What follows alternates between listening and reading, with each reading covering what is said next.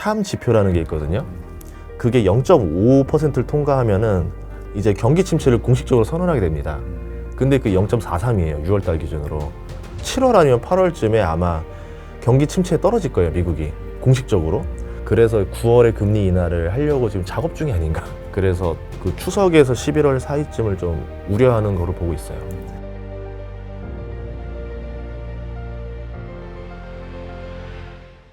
그래도 한편으로는 이 수급적으로 봤을 때는 또 이 하반기에 그래도 금리 인하 뭐 한두 번 할 것이다라는 전망 계속 나오고 있기 때문에 네. 그럼 금리 인하가 또 새로운 수급을 만들어내면서 또 올라갈 수 있지 않을까라는 기대도 있는 것 같거든요. 그게 지금 파월 의장이 이번에 발언하면서 하원 갔다 왔다 하면서 2번 발언을 연속으로 했잖아요. 네네. 거기서 힌트는 다 줬어요. 진짜로 금리 인하에 대한 의지를 보여줬습니다. 뭐 여러 사람들은 이제 파월 의장 멘트를 보고서 그대로 표면 그대로 해석하시는 분이 있고 저 같은 경우는 이 사람이 쓰던 단어와 안 쓰던 단어가 갑자기 등장했을 때 빠졌을 때 그리고 뉘앙스 그리고 이걸 보는 거죠. 갑자기 화두를 고용으로 바꿔요. 옛날에는 물가만 얘기하던 양반이 그쵸. 고용은 정말 짧게 얘기했었는데 지금은 둘 다 위험할 수도 있다. 그러니까 둘 다 위험할 수 있다는 얘기는 뭐냐면 고용도 위험해졌다라고 이제 얘기를 해주죠. 그러면서 뭐 다음 날에는 4.1%까지는 뭐 낮은 괜찮은 상태다. 긍정적으로 보고 있어요. 그러면서 이제 실업률을 더 치고 올리겠구나라고 전 판단했어요. 파월 의장이 옛날 발언했던 게 뭐냐면 4.5에서는 위험하다라고 고통스럽다라고 발언하고 4.1에서는 괜찮다고 말을 해줘요. 그러면 그 어딘가에서는 이제 파월 의장은 허용하는 범위가 있다라는 거죠. 그러네요. 4.3, 4.4. 그래서 최근에 보면은 이제 샴 지표라는 게 있거든요. 그게 0.55%를 통과하면은 이제 경기 침체를 공식적으로 선언하게 됩니다. 근데 그 0.43이에요. 6월달 기준으로. 그럼 이제 다음 달 기준이면 7월 아니면 8월쯤에 아마 경기 침체에 떨어질 거예요, 미국이. 공식적으로. 그러면 파월 의장이 원하는 건 뭐냐면 실업률이 더 올라가길 바라는 거예요, 지금. 이제 해서 아예 경기 침체 공식 선언하고 그 사이에 7월, 8월 CPI 발표 나온 게 뭐 2.9까지 정도 찍어준다더라. PC도 2% 초반대가 나와준다더라. 그러면은 이제 파월 의장은 금리를 내릴 수 있는 핑계가 나온 거죠. 이제 경기 침체가 공식 선언을 했고 실업률이 뭐 4.3, 4.4면은 이제 고용이 너무 위험해지기 시작했다. 그런데 다행스럽게도 물가는 2%대로 들어오면서 시간의 문제지 서서히 우리가 인플레이션의 종료를 문제 종료를 선언해도 될 상황이 되어가는 것 같다. 만약에 고용이 튼튼하면은 금리 인하를 못 합니다. 그래서 약간 의도하는 게 실업률이 더 올라가길 바라는 게 아닌가. 그래서 9월에 금리 인하를 하려고 지금 작업 중이 아닌가. 제가 본 큰 그림은 그거였어요. 그러면서 증시가 또 환호했어요. 그러니까 증시가 파월 의장 발언하면서 2번 올랐는데 그렇죠. 저는 제가 한 해석은 그거였었습니다. 네. 근데 그렇다는 얘기는 뭐냐면 이미 선반영 다 해먹었다는 얘기죠. 그래서 걱정되는 거는 물가. 그래서 파월 의장은 지금 물가를 떨어질 거라고 베팅을 걸고 지금 금리 인하를 할 예정이라는 거잖아요. 네. 만약에 추석 언저리쯤 해서 CPI가 다시 들어 올라가면 어떤 일이 벌어질까 싶은 거예요. 연준이 금리를 유지하는 상태에서 CPI가 뭐 3.1, 3.2, 3.3 이렇게 가는 건 괜찮아요. 그렇죠. 어쨌든 우린 고금리 유지하고 있으니까 떨어질 거라는 기대감을 갖고 있는데 만약에 금리 인하를 한번 하는데 그때부터 CPI가 3.1, 3.2, 3.4, 3.4가 옵니다. 무서워지는 거죠. 그렇죠. 다시 올려야 되는 거 아니야? 이러면서 아서번즈 얘기 나오기 시작하고 또 연준이 방향성을 잘못 잡은 거 아니야? 연준의 실책 아니야? 이런 혼돈의 얘기가 나올 수가 있겠죠. 네네. 그렇게 되면은 하필 11월에 선거도 있는데 꽤나 좀 매크로 환경에서는 좀 약간 신뢰성이 떨어지지 않을까? 예, 그게 제일 걱정되는 우려예요. 그래서 그렇게 되면은 개별주가 아무리 실적이 잘 나와도 그렇게 한마디로 매크로가 개판이 되면은 조금 주도주의 좀 수축이 나올 수 있지 않을까. 그래서 조금 그 추석에서 11월 사이쯤을 좀 우려하는 거로 보고 있어요. 근데 저희 쪽에서 데이터도 생각하면 영상은 찍지 않고 CPI만 제가 일주일 동안 고민한 적이 있었거든요. 그래서 영상을 자주 못 찍어요, 가끔씩. 그 한번 빠지면 그 연구를 하느라고. 상품 물가가 좀 걱정이 돼요. 두 가지인데 근원 CPI를 많이 좀 결정하는 주택 가격은 몇 달 이내로 한 6개월 뒤나 뭐 3달 이후 언저리쯤에 뚝 떨어질 거예요 아마. 그럴 가능성이 높아요. 그래서 파월이 그걸 보고 베팅을 들어가는 거예요 지금. 그러면서 우리가 금리 인하를 선제적으로 했는데 10월이나 11월에 근원 CPI 뚝 떨어지는 거 봤지? 내 말이 맞았지? 하고 그냥 파월이 영웅이 되겠죠. 네네네. 그럼 영웅이 된 파월을 트럼프가 된다 한들 자를 수가 없겠죠. 그러니까 본인의 어떤 정치적 입지까지 다 계산한 베팅은 9월 금리 인하라 보는 거죠. 그건데 문제는 상품 물가가 1년 전부터 거의 다 없어졌어요. 상품 뭐 예를 들어 뭐 에너지 뭐 이런 뭐 제품, 식품 이런 걸로 보면 0입니다. 0 아예. 아예 CPI 요소에 반영이 안 됐었어요. 그래서 근원이 더 높고 전체 헤드라인이 낮았었던 거거든요. 근데 얘가 다시 올라갈 기미가 좀 있어요. 유가라던가 에너지라던가 운송비라던가 그리고 곡물 가격은 안 올랐는데 식료품, 가공식품 가격은 올리고 있습니다. 계속. 그러면은 이게 얘가 다시 뜨기 시작하면은 아직 주택 가격이라던가 서비스가 안 빠진 상태에서 얘가 붙기 시작하면 CPI가 3.4, 3.5도 볼 수 있겠죠. 하반기에. 그렇죠. 그럼 골 때리는 거죠.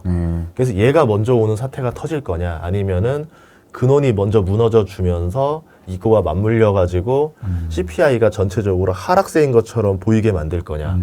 그러니까 파월이 어떻게 보면 진짜 대선에 맞춘 9월에서 11월 사이에 도박을 걸지 않겠는가 이런 예상을 하고 있습니다. 또 소장님이랑 이제 환율 관련 얘기 좀 하고 싶은데 네. 최근에 이 환율 움직임도 심상치가 않더라고요. 그렇죠. 보면은 원달러 환율은 또 계속 높아지는데 또 엔화는 계속 또 떨어지고 있고 예. 이런 방향성에 있어서 굉장히 환율 시장이 좀 어지러운 것 같은데 좀 이런 환율 시장이 왜 이렇게 지금 흘러가고 있고 앞으로 좀 어떻게 보고 계신지 궁금하네요. 이게 알면서도 대응할 수 없는 상황이에요. 지금이 딱. 환율은 예측이 불가능한 영역이고 만약에 그렇죠. 환율만 예측할 수 있다면은 FX 마진 하시는 그 환율 트레이더 많잖아요. 그렇죠, 그렇죠. 때도 멀겠죠. 네, 예, 맞아요. 근데 이게 예상대로 가진 않습니다. 그래서 그렇게 한데 지금 상황을 분석해 보자면은 긍정적으로 보고 있어요. 환율이 가라앉을 거에서는 정 베팅으로 보고 있죠. 큰 문제가 없다면 환율은 내려올 것이다. 왜냐하면 무역 수지 흑자랑도 연관이 많이 있습니다. 결국은 들어오는 달러가 많으면 문제가 없거든요. 네네. 뭐 환율이 높든 낮든 간에 외환 보유고가 넉넉해지기 시작한다. 앞으로 삼성전자, 하이닉스, 우리나라 기업들이 수출이 너무 잘 돼서 들어올 달러가 잔뜩 쌓여 있을 거고 예상되는 달러 수입원이 넉넉히 있다. 그런 상황에서는 당연히 뭐 환율이 높다 하더라도 우리나라 입장에서는 위기가 아니잖아요. 그렇죠. 외환위기 가능성만 없으면 되는 거예요. 네네. 환율이 높고 낮고 상관없어요. 그런데 지금 뭐가 뭐냐면 우리나라 외환 보유고는 엄청 튼튼해요. 세계 뭐 7위, 8위권으로 굉장히 튼튼한 국가인데도 불구하고 우리가 뭘 우려하냐면 중국이랑 일본 때문에 그래요. 그 외환위기가 97년 그때 왔을 때만 해도 패키지로 들어가요. 일본에 문제가 생기면 한국이 아무리 외환 보유고가 많다 한들 외국인은 그런 거를 인정해주지 않습니다. 일본이 무너졌어. 같이 빼는 거죠. 중국이 무너졌어. 같이 빼는 겁니다. 그렇죠, 그렇죠. 그래서 한국의 영향과 상관없이 그냥 중국과 일본에 끌려다니는 환율 상태다라 볼 수 있을 것 같아요. 그래서 만약에라도 뭐 환에 문제가 생겨서 더 올라간다라 그러면 뭐 이제 외국인들은 패시브적으로 자동적으로 뭐 주식을 빼고 뭘 하겠죠. 그럼 당연히 뭐 주가가 나빠지고 이렇게 할 수도 있는데 그거는 대한민국의 기업들의 이유가 아니라 중국과 일본의 핑계로 떨어지는 거기 때문에 오히려 이때가 이제 한국 주식을 싸게 살 수 있는 기회가 아닐까라고도 생각을 해요. 뭐 이제 투자를 전문적으로 하는 월가나 기관 입장에서는 어떤 상황이 발생하면 기계적으로 손절 잡고 그냥 빠져나와야 되는 상황이 있거든요. 근데 개인 투자자는 그 리스크를 내가 다 감당하면 되는 상황이 나올 수도 있으니까 그렇게 보시면 될 것 같고 우려가 이제 엔화 때문에 그래요. 그렇죠. 일본이 금리 인상을 할 것 같아요. 그러니까 뭐 아직까지 데이터 상으로는 그럴 수도 있겠죠. 이게 이제 그래야 뭐 한 번, 뭐 잘해야 2번 되지 않을까요가 이제 기본적인 데이터고 또 하나는 일본이 국채가 그렇게 많은데 금리 올리면 어떻게 되려고 그러겠느냐. 그러면 가지고 있는 국채 손실이 어마어마한데 그러면 그게 더 타격이 클 거라서 못할 것이다. 네네네. 두 가지 의견이 있어요. 근데 이게 또 앞단에서 뭐가 있냐면은 연준의 금리 인하랑 또 연관이 있어요. 그렇죠, 그렇죠. 연준이 금리 인하를 못했을 경우에 일본은 금리 인상을 하는 수밖에 없어요. 뭐 지금 보니까 일본이 연기금 자금을 운용 방식을 바꿔서 10% 정도만이라도 엔화를 스스로 매수하게 해가지고 자체로 버텨보겠다 뭐 이런 얘기도 나오고 있는데 네네네. 근원적인 해결법은 일본의 금리 인상이 제일 좋습니다. 근데 지금 일본 그 GDP 1분기 확정난 거 보시면 마이너스 2.9가 떴어요. 연율로. 경기가 완전히 박살났어요. 그러니까 인플레가 심해지고 인플레라는 게 7월 달에 인플레가 심각해졌습니다라고 하면은 뭐 8월 달에 금리 인상한다 지금 잡히는 게 아니라 이미 얘는 뚝배기처럼 끌어오르는 거예요. 그럼 금리도 계속 올려야지만 가능해져요. 근데 제가 생각하는 우려는 그 우려예요. 일본이 뭐 인플레라던가 경기 침체라던가 뭐 무역 적자가 심각해지기 시작하고 이제는 어쩔 수 없이 일본 은행이 금리 인상을 해야 되는데 한 번이면 될 줄 알았는데 두 번 해야 되고 세 번 해야 되고 이러면서 뭐 일본 기준금리가 1.0이 된다. 4번 올리면 그 정도 나오겠죠. 그렇게 되면은 이게 아시아에 쇼크를 올 수도 있겠죠. 그러면 이제 일본과 미국 간의 기준금리 격차가 좁혀지면서 엔화는 절상이 되는데 문제는 엔캐리로 빨아들이는 돈이 다시 회수가 되겠죠. 미국 10년물 금리가 4.5고 일본 채권물 금리가 1.5 정도 지금 여유 났으니까 한 3 정도 됐단 말이에요. 네네네. 얘네들이 마진 날 때가 3.5예요. 그럼 지금 간신히 지금 딱 마진이 날똥말똥이라는 거죠. 그런 상태에서 만약에 미국의 채권 금리가 다시 올라가고 일본이 뭐 이런 상황이 된다 그러면은 어려워질 수 있을 것 같아요. 그럼 이제 엔캐리를 회수를 하는데 우리나라는 IMF 때 한번 당해봤기 때문에 이걸 어떻게 해서든 뭐 막아내고 외환보유고를 준비를 하겠지만 안 해봤던 나라들이 있을 거 아니에요. 그렇죠, 그렇죠. 베트남이라던가 중국 같은 경우는 변동 환율도 아니고 그냥 고시하는 대로 하는 반고정 환율인데 여기는 조금 리스크에 노출될 수도 있지 않을까. 예, 그러면서 이제 뭐 아시안 외환위기 이렇게 터지면은 아시아 전반적으로 환율이 팡 치솟아 버릴 수도 있겠죠. 예, 그런 우려가 하나 있습니다. 예, 그거 빼고는 우리나라 기업들이 삼성전자나 지금 반도체 사이클이 상승기로 돌아왔기 때문에 무역수지 흑자로 환율을 떨어뜨려줄 요소들이 많이 있다라고 보고 있어요. 그래서 지금 상승과 나쁜 요소 두 개가 다 공존하고 있다. 그래서 베팅을 걸 수 없는 상황이다. 예, 이렇게 봅니다. 사실 또 미국의 금리 인하 이 기대감이 증시에는 붙고 있는데 예. 반대로 이 환율 시장에는 또 그렇게 붙고 있지는 않는다라는 생각이 또 들거든요. 예. 그런 부분들이 이게 다 복합적으로 작용을 하면서 네. 확실히 환율 시장은 좀 어지러운 것 같다. 그래서 만약에 환율이 떨어진다 그러면 어디에 투자를 해야 되느냐. 아마 지금은 강달러의 영향이 좀 큰 것 같아요. 그렇죠, 그렇죠. 결국은 강달러 때문에 환율이 세진 영향이 크거든요. 그럼 이 강달러가 풀려나가야 돼요. 약달러로 전환이 돼야 되는데 그때는 우리나라 환율이 다시 좋아질 수가 있어요. 그렇죠. 그러면 무엇에 투자를 해야 될 거냐. 환율 투자해봤자 얼마나 먹겠어요, 일반인들이. 근데 저는 그거보다 그럴 때는 차라리 이제 금이라던가 뭐 이제 뭐라 해야 될까 원자재라던가 아니면은 뭐 비트코인이라던가 이런 좀 약달러의 수혜를 볼 수 있는 게 더 돈을 많이 벌 수 있지 않을까라고 보고 있죠. 한국 주식은 빠져 있네요. 한국 주식도 괜찮죠. 예. 한국 주식도 이렇게 되면 이제 아시아 쪽으로 돈이 들어오는데 문제는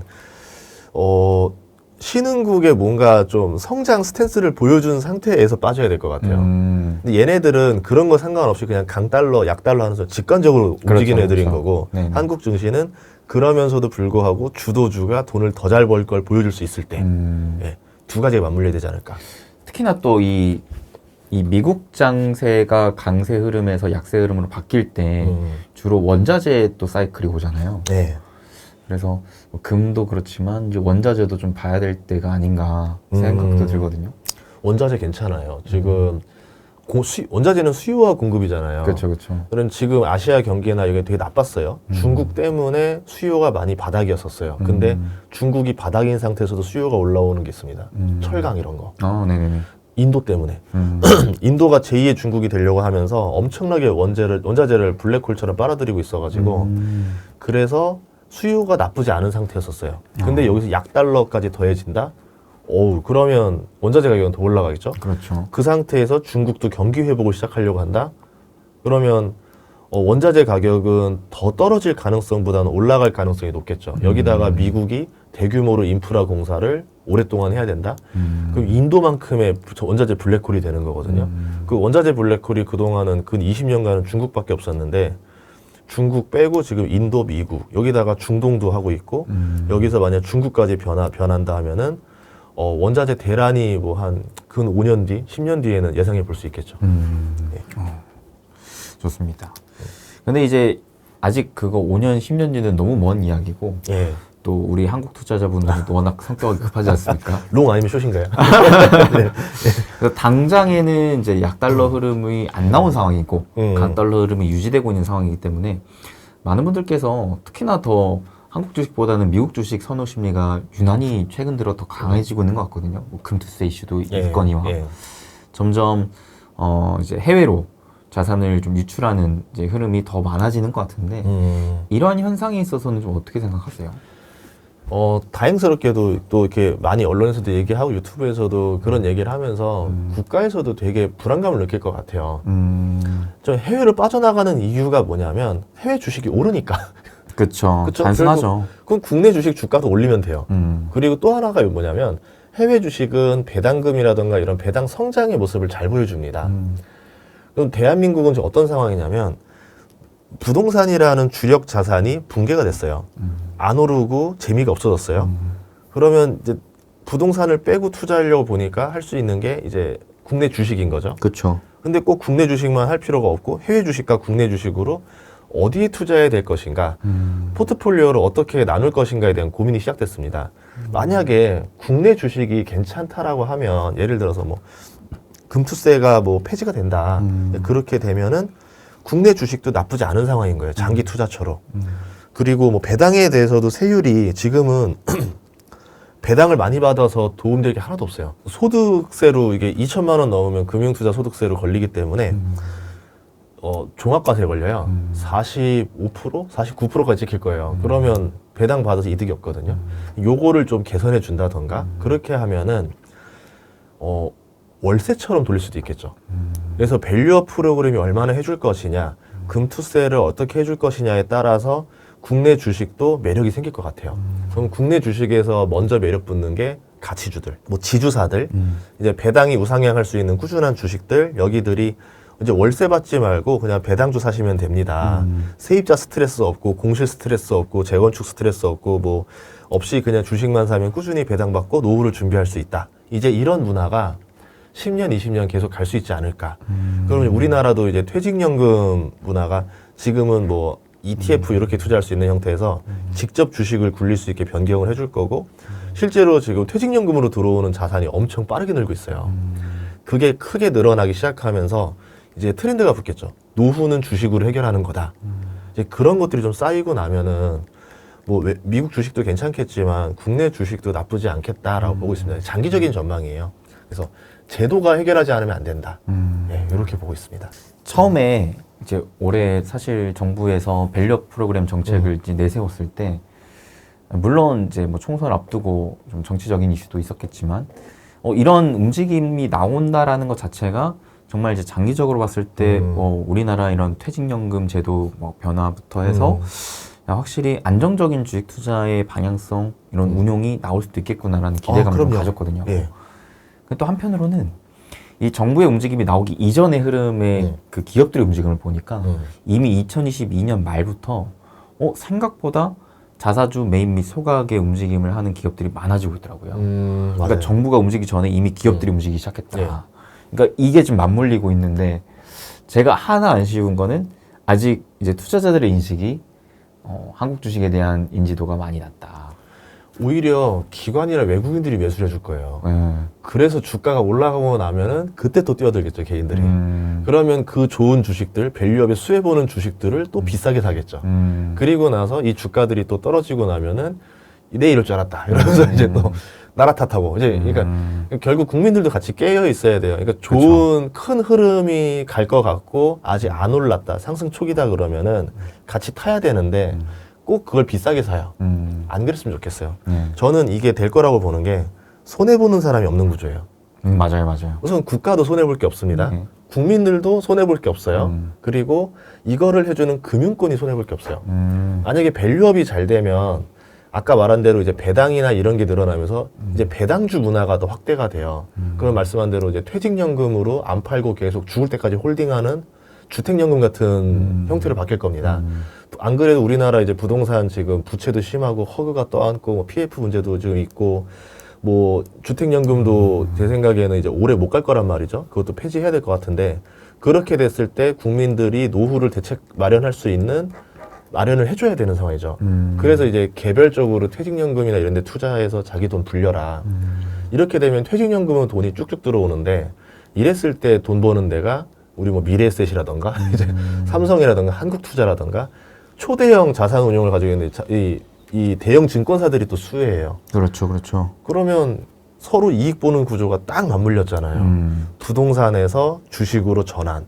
그럼 피해보는 쪽은 뭐 부동산이 되겠지만 이 큰 흐름이 일로 움직이게 되면은 결국은 이게 추진되지 않을까라고 생각해요. 뭐 예를 들어서 뭐 펀드나 ETF를 쥐고 있는 이 증권사들인데 만약에 밸류업에 긍정적인 역할을 하는 기업들이라 그러면은 이제 돈이 들어가겠죠. 투자금이 들어가고 뭐 IPO가 유리해지고 뭔가가 될 거 아니에요.